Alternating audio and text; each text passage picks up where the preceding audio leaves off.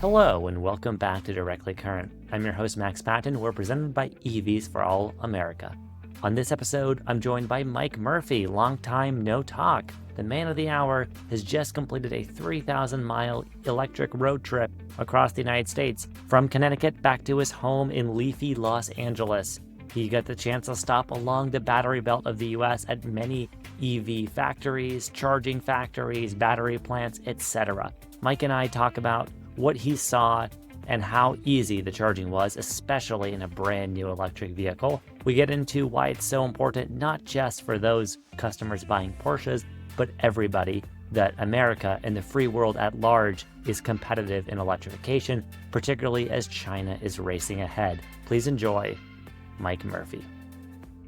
All right, Mike Murphy, welcome back on the show. Been a long time. Yeah, it's good to see you, pal. How you been? Been okay, thanks. We're switching up coast here. You're going to Los Angeles from New Hampshire, so tell us this thing you're doing in your EV. You know, being an EV fanatic and a lover of driving and a blowhard, I combine them all. We spend a big chunk of the summer in central New Hampshire near Lake Winnipesaukee, my family, my wife and daughter. And I love driving a car. One, the rental car companies are predatory. They charge you like $1,100 a week. And so I was like, screw that. And so long story short, I set it up. So one of the cars I own is out there and it's a new car. I splurged. And so don't tell Bernie Sanders, who will try to confiscate it for the people's motor pool. But I got a Porsche Cayenne EV. I had a Macan. I love the Macan, really love the Cayenne, because those crazy German battery engineers know how to fast charge. The thing is a monster.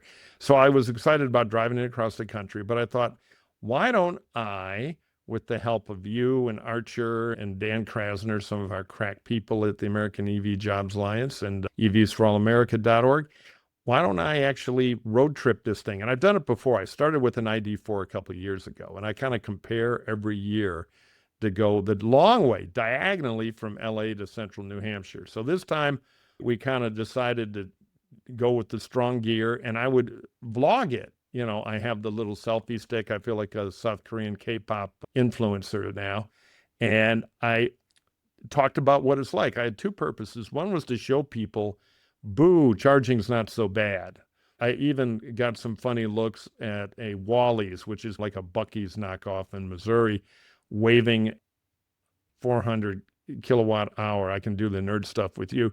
Charge around in the rain. You know, look, you don't get electrocuted. See, you know, and people are looking at me like I was the biggest idiot. Sir, you ought to be careful. You don't want to put that in your mouth, sir. Anyway, that's one of the videos up there, though. I did not put it in my mouth. I am not a complete idiot. I did have a mishap with a drone, but anyway, we'll get to that later. So anyway, I wanted to show what it was like, how easy road tripping is now.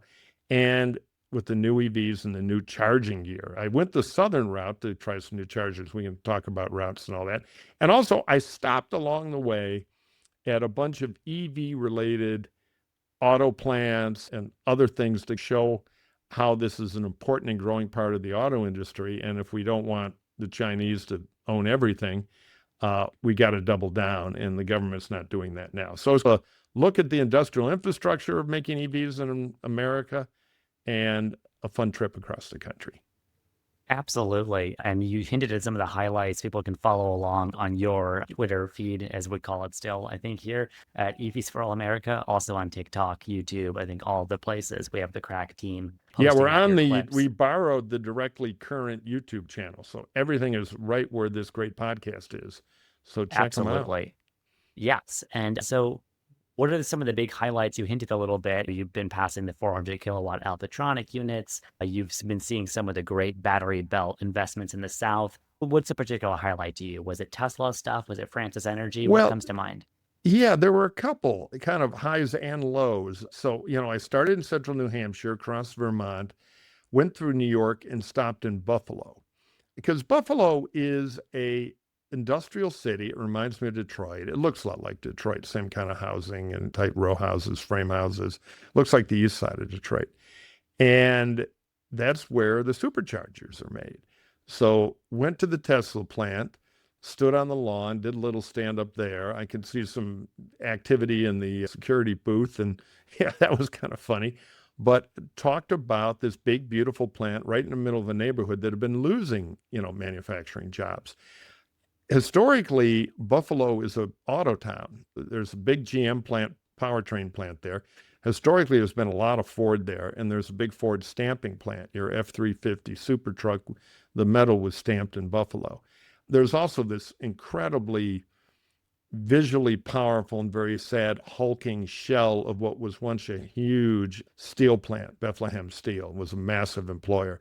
So, you drive down the main industrial avenue, you see this massive hulk of an old steel plant that was a big deal, closed in the 80s. And then you see they're expanding it, the Ford stamping plant. So, you kind of see the change. And you see this big, beautiful Tesla plant, which makes, the key element of probably the biggest, most powerful EV charging network in the US and much of Europe. So it was the story of how EV investment is the future, but it could go the other way. Yeah, and for our Hacks on Taps listeners who may not follow the EV nerd stuff, just to fill in on Tesla, many of you maybe have sold your Model 3s and Model Ys, but you went by Francis Energy and you highlighted how lots of this equipment is actually being sold as a commodity to other businesses.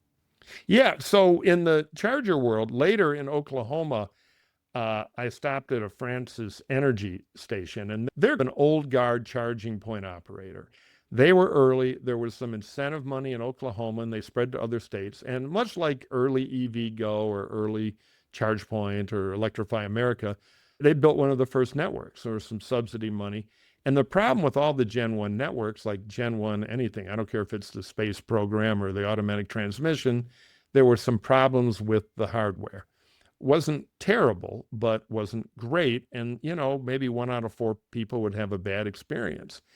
So there's a great guy, I'm sure a friend of yours too, Lang Reynolds, who we know. He was one of the people who built the original Circle K chargers, which were great. And then he went to Electric Era up in Seattle, which is fantastic if you have a convenience store because they're battery back chargers. And now he's back doing what he does best, build out big charging networks at Francis, which is revamping all their equipment, which is common. So is EVgo. Everybody is putting in new stuff. What's kind of cool about Francis, and I just saw in the paper that EVgo is doing this too, they're buying Tesla supercharging units. Now, in the old days, Tesla wouldn't sell their equipment to anybody. They used it for their own network, which was highly reliable. Now they will. In fact, they have a program. It's got a catchy name. I'm blanking on what it is, but you can find it on their website. If you've got a coffee shop and you want fast charging, they will sell you the hardware, and their hardware is highly reliable. Their software is very solid. It'll be a dual use supercharger, which means it can work with either CCS or NACS because they're different formats. Although now with adapters, it really doesn't matter. And adapters are cheap and easy. Just buy a safety certified one. And they're sold to you and they'll run it. Literally, it'll just be on your deal. You buy it and they pay every month based on what it earns. Or if you're EVgo, or in the case of, and we shot a video on this on Francis, you can order it from them. And I stopped at a Tesla-powered Francis station, and it was great, and it was busy. It was at the Cherokee rest stop on the I-40 outside Oklahoma City, and I think it had 8 nozzles there, I believe, and I think 6 of them were working, and worked like a charm. Now, I was cheating a little because I'm driving this cutting-edge 100-volt car that charges faster than anything else I think you can buy in the U.S. Maybe the Gravity is close. So it's not as fast on a Tesla charger as it might be on a big Autel or Alphatronic, but it was fine. It would get up to about 200 kilowatt hours. And Lang told me they are bringing in bigger power boxes. So once they have those Tesla boxes in, they can expand them. But anyway, this is a quick way to bring up equipment quality. And I think it, and also serve NACS people. Like the car I have now is a NACS car. So I have an adapter. I can use anything, but it plugs in very easily. It's an easier cable to handle. So I like what they're doing, and I'm glad EVgo is doing the same. I'm going to quickly correct you on the kilowatt hours versus kilowatts Oh thing yeah. before the Yeah, you nerds flood should. my inbox No, here. no, no. Yeah, But yeah, they yeah, can tell. Yeah, yeah, but yeah. for the non-nerds out there, you mentioned, yeah, NACS, all this stuff. We've got basically the Betamax versus HD DVD, whatever those formats were, battle going on here, right? Where you have the old CCS standard, most cars now following what used to be the Tesla plug. It's now called NACS. Anyone can use it, including your car. So the Germans, everyone else has adopted it. But yeah, I do also want to give one more quick shout out to our friend Tom Malagny, State of Yeah. Charge, because if folks are buying a car with one of the adapters that maybe doesn't work with all the new stations, there's many cars in the market still with CCS, great used EV deals. Do check out our friend Tom's site because he can tell you which ones are safe to buy. Do not buy the cheapest run-of-the-mill one on Yeah, don't go to Amazon. Amazon and buy the low bid one because you're going to learn what 400 amps can do. They can't handle the Absolutely. heat. These things are about as big as a thick paperback dictionary. So they're really easy. You snap them on the thing and you plug them into your car. So the adapters make everything work everywhere. But Yes. it's a little, you get lazy and spoiled. And I found having my first NACS car, I would go out of my way, as would the software in the car, to take me to a NACS thing and plug it in. Even though for an 800-volt car like mine, the Tesla ones that are now, the faster ones are on the way, a few are installed, are a little slower. So I tended to run for the Elpatronic, or I found a big Autel that was great, and get the full speed at an Iona station or a Walmart station. And we That's did great. Walmart And too.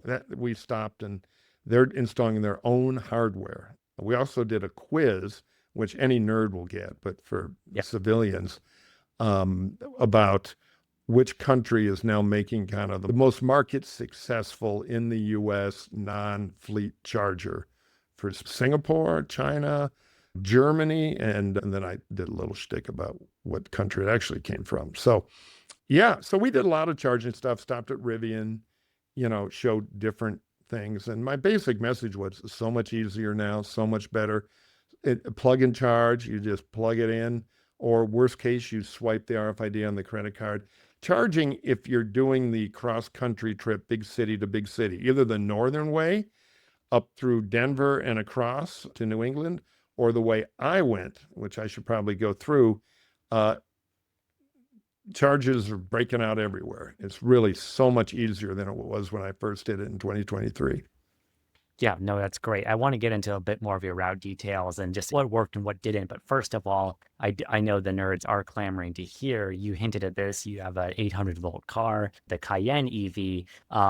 It's not just the ultra luxury stuff, though. Now Hyundai and Kia also have those, Right. fast charging cars. It's great. I think people who are used to reading headlines 10 years ago about the idea of, oh, it's a 1 hour fill up. No, Mike, you were probably at each stop for what, 20 minutes, right? Oh, not even 20. The charging software is really good Yeah. in the car. And it has this big curved screen thing that you can spin around. It's like an iPhone. It's fantastic. So I would trust it and it would give me a plan. And sometimes I'd say no to a station because I wanted to force it to show me options because I wanted to try a bunch of hardware.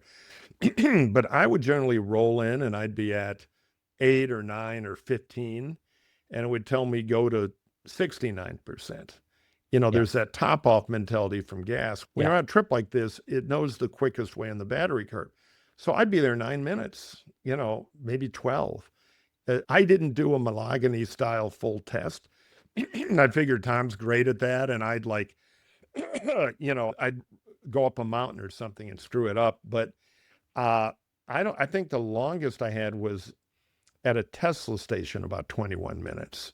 Again, And that would Tesla will get you charge slower. 200 miles or so of highway range, right? Easy, easy. Yeah, Yeah. it's a pretty efficient car too. But most of the time, I would get up to 69, 73% in 12 minutes from 8, 9, 10, 12. Put it this way, there's peak charging. And again, we can nerd out and I'm more interested in converting the masses than I am arguing about, that. But on this car, I plug it in, and before nothing, I'm pulling 375, 380. Uh, and then I'm at 50% pulling 360.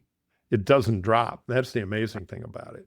You get up to about 70 and you're just cracking, and then it starts to derate, but nothing like, I had a BMW iX that used to be a pretty good charger, but that thing lived Yeah. around 180, 210 kind of thing. lived around 220 to 240. This thing lives in the 300s for most of the charging deal. It's unbelievable. In fact, it's almost too quick because, I'd do a couple of emails and I'd say, all right, I'm going to go, go in there and buy a Diet Coke or something, and blup, 1 minute out. So Yeah, you got to go to the bathroom and eat at some of these stops still, too. Yeah, no, and I would be worried. I got to move it out because this thing's going to be done in 12 minutes. So yeah, the charging was quick.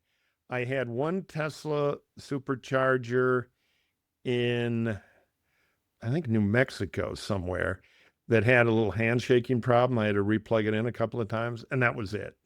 The other stupid thing I did was I was recording recorded some stuff wrong because it's like 112 degrees out when I was going through the Mojave. And that's a little bit of a bad charging spot.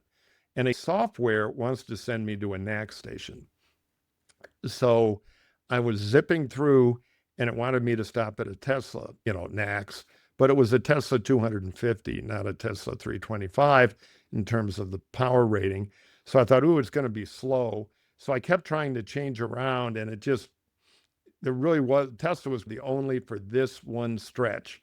And I was so busy bloviating. It's been a great trip and everything. I blow past the station. And so now I'm going to have to go like 23 miles, do a U-turn and do 23 miles back because I'm not going to have enough range to go all the way. I'm literally, Mr. EVs are great, is going to wind up towed. And it's driving me crazy because they're going to put an hour on the trip. So I'm 1 minute into my rage about this because I wasn't watching. I was just zipping along. And I saw a cop in the middle, those crossovers. And I thought, okay, this is an emergency. I'm declaring an official EV charging emergency and alert Washington. So I got to the next one and he could kind of see me, but I was distant. And I thought, I bet and I did the illegal thing where I cut across the gravel road and went back and charged, and it was fine. And then I went to an EVgo station, the next one, and it worked great. And it was an EVgo that had been retrofitted to NACS. You're seeing more and more of that. Well, that's great. And these are EV influencer problems that we have to specify. The average Joe is not going to be vlogging and missing the exit, though it has happened to the best of us, I can confess, too. But yeah, that's great. And you also had, I think, a drone mishap at one of the Bucc-ees in Amarillo, right? Yeah, I stopped at a Bucc-ees because you kind of have to. I actually stopped at two. The Bucc-ees in Oklahoma has a Tesla and a Mercedes charging station. And again, I did a video on this. The first Mercedes station I went to, not the first one I've used, first one on this trip I used. Unbelievable. I mean, it's like an operating theater. It was at a dealership, big Alpatronic machines, fast as hell. It was really well done. And I had a little fun with that on the video. So I went to one at a Bucc-ees, but it was in Oklahoma. And I thought, no, I'm going to go to the mothership in Amarillo. So I roll into this thing, and it's so damn enormous. So there's a massive Tesla station there, and I film a little, but I had been playing around in New Hampshire with a small drone, which I brought along. And I thought, this is perfect for the drone. I'll do something. It's big in Texas. We had to use the drone. And then the thing will lift up 20 meters and take a big aerial shot. And so I'm now Michael Cimino. I'm going to get the Oscar for EV nerd drones. So I go over to a corner where the trucks are, which is almost empty, a couple of semis there. Because I don't want to be near the pump because I don't want to freak anybody out with a drone and get the Bucc-ees people on top of me. Or, my joke was the guy will think it's a buzzard attacking him and drop it and we have a fireball you can see in Dallas. So I go over and I do the drone shot and it works good, but I don't love the shot because it's the first time I'd done one and my mic looks stupid and everything. So I was like, I'm going to do better than this. So I try it again. It's windy up there in Amarillo. And this is it's a Neo 2 small drone. The thing's about as big as a Frisbee. And so cut a little smaller, actually. So cut to the drone kind of just goes berserk in the wind. It's all over. It can't control itself. It's up at about 12 feet. And I'm like, oh, I'm screwed. And it starts to float over toward one of the few trucks that's there, which is a big flammable gas truck. And I'm like, oh, this thing is going to go bounce into the guy's windshield and give him a stroke because he's going to think he's suddenly in Ukraine. And so I'm giving it all the gestures and everything to get it to land, and it finally comes back, and then it gets bounced into my head because it can't control itself. But that deflects it down. So yeah, there's only one drone shot in these videos. That was my one experiment. So yeah, we had a little drone trouble, and then I got out Okay. of there before the Bucc-ees authorities could intervene. One more thing about, I hate to be the Porsche jerk because it's an expensive car, and the fact is you can do a great EV for a hell of a lot less money. But boy, it's a hockey puck too. On some of these stretches where there weren't a lot of people early in the morning, I took that thing to about 110, no problem at all. I mean, there's a lot more go left in it. It's pretty quiet. So I was passed by a motorcycle gang in Oklahoma doing about 95. And then, so I gunned it up to about 103, and we have a little dashboard shot of that, and passed them. And then half of them looked over, I guess we got to kill this asshole. The other half were clearly car guys and grinned at me, and one guy gave me a thumbs up. So, and then they roared off, and I slowed down because I thought it was now time to let them win the race. I wasn't, they were going to probably try and experiment. These things burn, right? We don't have So the yeah, bail fund, unfortunately, at EVs for America yet. yeah, exactly. So, yeah, a bunch of charging stops. Now, the sad factory stop was I went to Marysville, the Honda factory there. The first plant Honda built outside the U.S., 4,000 people. Honda's got about 20,000 manufacturing employees in the U.S. People don't know that about 60% nearly of Honda cars and small trucks sold in America are made in America. There's much like BMW, Mercedes, Hyundai, huge manufacturing footprint here. That's why I refer to free world manufacturing, because people might say, hey, wait a minute, Mr. Made in the USA, that's a German car you're driving. It's actually made in the former Soviet Union, one of the satellite companies, made in Slovakia, but components and everything. I'm for free trade. I'm for free world auto manufacturing. That's why I'm so worried about the Chinese. They're not an ally. And with their labor cost and their ability to put the handcuffs on anybody who wants to form a union or do any of that, it's not a fair fight. I would love to get to the point where we can all buy Chinese cars if we want to, but if there's some kind of labor parity and the government of China isn't paying to subsidize an industry to wipe out every other car maker, that's kind of my point of view. But anyway, the Honda plant was great, but as Honda put $1 billion into it to start making EVs, and they pulled the plug on everything. Now the plant's still there, but it won't be there in 10 years if the manufacturers here can't compete in EVs, which are, and look at the latest quarter sales everywhere but here in Japan, they're exploding. And our market's not big enough to support our industry alone at any kind of good level of development of cars. So that was a bummer. And I drove through Marysville. It's a great little town. I thought there will be nothing left of this town if they lose that plant. And, you literally drive around the flags, the Little League team, it's so great. And these auto towns, Buffalo too, obviously all over Michigan and Ohio, Georgia now, South Carolina, these plants are so important, not only national security, but just to people's lives and manufacturing. Then I went down to the Honda battery plant where they're building a massive battery plant, which again, they're having to retool now to do more batteries for power backup, solar at night, all the kind of things for the grid. Did a little video about that. But again, these battery plants are going to shrink and decline in the future if we don't have the EV manufacturing demand. So that one was hopeful, but kind of a mixed demand. I did a video talking about, the national defense side of all this. The average U.S.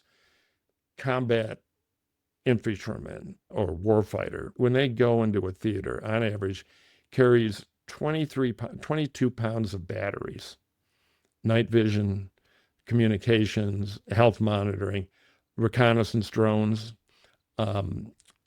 Battery tech is an incredibly important thing, and we're behind. We're not as behind in the tech. We can catch up there. We're close. But we are behind in the manufacturing tech because making batteries is really tricky. People think, well, you just pour some goo in a metal. No. To make high-performance batteries out of these exotic materials, you need thousands of points of quality control in the film and all the battery chemistry. There's a great podcast out of Detroit called Autoline, And they do a thing every week where they get some experts together, very industry oriented, and talk about it. And they just did a great one on batteries with one of the original American co-founders of CATL, the big Chinese firm, former GM guy. There was no more work for battery people at GM, so got recruited into China and, see how it goes. Anyway, I highly recommend it. You can find them on the website Autoline. I think it's But anyway, so we did a good video about that based on this massive and very important battery plant. And Honda and LG, the South Korean battery company, are making together. So that was another one of our industrial stops. And yeah, and it was great to see the country. It's always great to see the country. So I recommend it. Get your EV and go across the country. And if not, try out an EV. And once you're comfortable with it, 85% of people stick with EVs. Go take it on a road trip. It really is easy. It's cheaper than gas. And yeah, I was going to say, depending on the Strait of Hormuz situation, even the fast charging might be significantly cheaper than gas. And that's before we get into home charging, which is where the real savings come in. And that's where you should also see our friend Tom Malogny for getting your home charger all installed and set up. You better have a state of charge sweatshirt dropping off the truck. We got to call Tom. You're giving him good plugs. We've got a back end deal deal already. Yeah, he's one of my favorites too. But yeah, no, it's wonderful to hear. And on your point of Honda and all the battery infrastructure, CATL, just for context for the listeners who aren't uber nerds in this world, largest battery manufacturer in the world, period. That's not just for cars. They are a Goliath. And when it comes to as you say, the free world banding together, we really need scale and bulk to compete with Asia and particularly China. Japan has been struggling in the sense of Toyota just starting to turn the corner on EVs, Honda and Mazda and Subaru not really having the scale by themselves to really pull the weight for all this R&D and all of this super exotic manufacturing. So very difficult stuff. However, there are bright glimmers, like the fact that charging is so much easier for those of us lucky enough to already have our EVs, and you don't need the Cayenne EV Autobahn missile, we should say, to have this great experience. Mike, you have the best unless you want to speeds. invade Poland, then it's perfect. But yeah, it does work excellently for that. But we've got used Ioniq 5s now, the Rivian R2 coming for sale. There's some great stuff coming out right now. People can have you driven the R2? I took a test drive. It's spectacular. I need to. I guess I should spill the beans here. We're going to have someone from Rivian on, maybe the R2 or charging team here in the next few weeks, but we are looking forward to speaking with them. I've been in an R2. It's impressive how premium that car is for the money. Yeah. You know what you should do if your schedule allows? You should go to wherever the Rivian person is and do the pod in the car driving around. Set up some GoPros. That would be neat. Yeah, we've got the Rhino showroom around Denver. So do it there. I'm in one of their target markets. They very much have the Colorado outdoorsy, crunchy crowd. Right, sure. Yeah. If I had any brains, I would have saved some money. I just couldn't resist. The Porsche tech is so good. But I was for $60,000. It is, and there will be cheaper versions coming. It was a very impressive vehicle, I'll tell you. I've got Mitt Romney hooked on test driving one. I gave him the hard sell. I saw him in New Hampshire. And he's very EV curious because he's a motorhead. And he used to have, of course, it was hidden for the campaigns, but an incredible 80s BMW 633 coupe I might have my 600 series number wrong, but one of those great old two-door BMW things that was spectacular. And of course, it was like locked in a vault for the presidential campaign. But he's a car guy, and I'm on a mission to switch him over. And I think R2 might be the one. He loved the idea it was built in Normal, Illinois.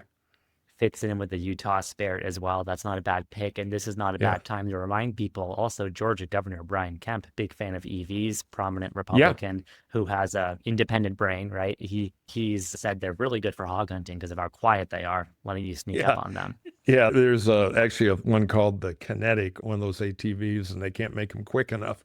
They give you a deadly stealth. Yeah, I'm very proud of Kemp. He's been brave in the party because we got to get this stupid stuff out. Ford made a deal with CATL to build a big battery plant under Ford's control, which is key, in Michigan. And the local Republicans all came out against it. It's just so, we have to not be stupid about this because otherwise we're going to lose. Our auto industry will be 80% smaller in a decade. And, we have to understand this is not a partisan issue. Better cars and a thriving U.S. and free world auto manufacturing sector is not a bad thing, No, I always but like to shout out Georgetown buddy of yours, Steve Levine, writes for the information on all this battery stuff. And his point right. is the Chinese have done to us what we at this point need to do back reciprocally in terms of learning all the investment, all of our R&D. It's out there. They've used it. They've iterated on it. At this point, we need to Yeah. use some of these joint venture deals to catch up and hopefully leapfrog. I like to say we invented the Xerox machine. Why don't we use it for a change? Yeah, Yes. so it has been tremendous. And I just quickly wrap up, and I know you've talked about it, but people might be interested. If you live in California, my first EV is kicking off, which is the program, and I'll pat ourselves on the back that our organization took to the governor. And Gavin Newsom, you may love him, may hate him. He is 100% pro EV. I got to give him a salute. And I'm a conservative Republican, so I can find plenty of stuff. I'm a conservative independent now because I'm so anti-Trump. Yeah. The EV policy being part of the reason why I left the party. But Gavin's real deal EV guy, and there's about a $277 million pot of money waiting to write you a $3,500 check if you buy or lease your first EV in California. Now, there's a trick. You got to have an MSRP under 50K unless it is a Rivian, so that R2 would qualify, or a Lucid, because they're California based and they get a little, and frankly, they lobby harder than most of the other companies. Scout was great. Ford was great. Kia and Hyundai were involved, but the lobbying teams that we work with, both those companies really made it clear to the legislature that the California aspect of it. So anyway, there's $3,500, half of it from the company, half from the state of California. And for my Republican friends who say no subsidies, one, the Chinese subsidize like crazy. And if we let them do it, they'll wipe us out and then they won't have to subsidize anymore. Or in the short term, we subsidize too and muscle up our companies. Second thing I'll say is the way this thing is designed is it's only for first-time EV buyers. So people like me down at the Porsche showroom buying their third EV don't get a dime. And we shouldn't. It's ridiculous. But it does give people some financial assistance or what people in marketing call a permission structure to say, I'm a little worried about charging. I don't really know about that, but $3,500 off, I'm going to give it a try. And so those deals are about to start. Mach-E qualifies, by the way. We got 12 of them on the lot at Caruso Ford in Long Beach, California. My friend Rick Caruso, hardly wait to give you a great deal on one, $3,500 up to top. Go down and tell Murphy sent you. So it is a great time to get an EV. And as you said earlier, it's a great time to get a used EV because there's so many coming off leasing. The prices are great. And the California program applies to your first EV if it's used, though it's $1,700. It's not $3,500. It scales for everyone, and should mention that new one does work. There's no income limit on it. So all of you with the Sea Ranch setup and the Silverado who've been eyeing an EV, this is maybe your little kicker to get over the fence on that. So great to hear. Thanks for shouting that out. Great work by Dan Krasner and our team in Sacramento on getting that across the floor signed by Newsom. Love to see it. Mike, thanks so much for your time. We'll link all the resources so people can check out your great, what are we calling this? The Great EV American Journey? I don't know. It's something like clear the highway, a nut's coming by. The thing to do is go to TikTok if you're a TikTok person, which I am not, but you kids, you're the future. The handle is at EVs for All America for no number. EVs for All America on TikTok or evsforallamerica.org, which has a landing page where you can sign up for our stuff. And it has a link to the YouTube channel for right here, Directly Current, which has all my little videos from the road. The last two, the videos ran about 48 hours behind because we had to edit them and I had to upload them. Not easy to upload a fat video file from Nowhereville, New Mexico. But thank you, Love's Travel Stops, the indispensable Wi-Fi provider. But the last two go up today, and they're all there, and they're fun. And I'm also putting out a Substack. Because when I did the first trip, I did a Substack. A couple people emailed me, you've talked me into it. I bought an EV. So we're doing an updated one that's probably going to go up later at the Mike Murphy bloviating Substack or whatever. Just, put Mike Murphy Substack in the Substack app. It'll pop up. That's a great there read, you by go, the way. Max. You're one Thank years you. ago. Yeah. Yep, exactly. From it shows you how far we now. come.